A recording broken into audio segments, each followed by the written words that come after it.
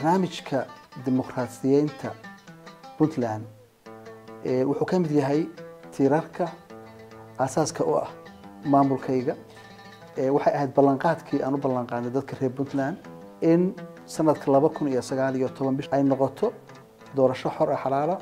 dhalinyaradu iyo haweenka waa udud dhaxaadka mustaqbalka.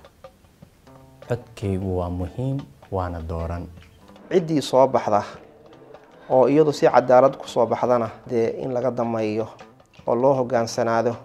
dimuqraadiyadda runtii waa wax aad loogu baahan yahay haddii la rabo dawlad wanaag in la dhiso. taasina waxay muhiim ah sameeyo wacyigelin fara badan oo dadka in lagu wacyigeliyo oo la baro.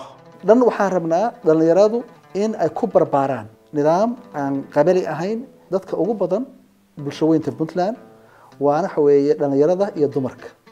waa in ay dimuqraadiyadda ay ka qayb qaataan, waa inay yaqaanaan dimuqraadiyadda waxa ay tahay.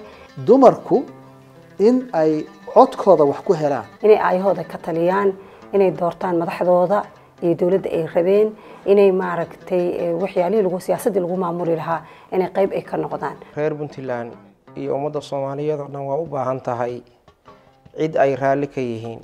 waxaan idin leeyahay shicibka wanaagsan ee reer Puntland wadankiini waa dawladdiini. waxaad isku daydaan dawladda iyo sidii aad mataqaan uga qayb gali lahaydeen, sidii cadaalad u dhici lahayd, sidii sinaan u dhici lahayd, sidaan horumar u gaari lahayn. intaba waajib idin saaran weeye. waxaan marka in barnaamijkaasi waa fursad weyn oo Puntland waxaan rabnaa marka inaad taageertaan, inaad ka faa'iideysataan. qof walba uu dooranayo qofka isaga uu rabo, codkiisa wuxuu gooyo, siyaasadda uu rabo uu taageero ayaan rajeynayaa. aad u mahadsantihiin.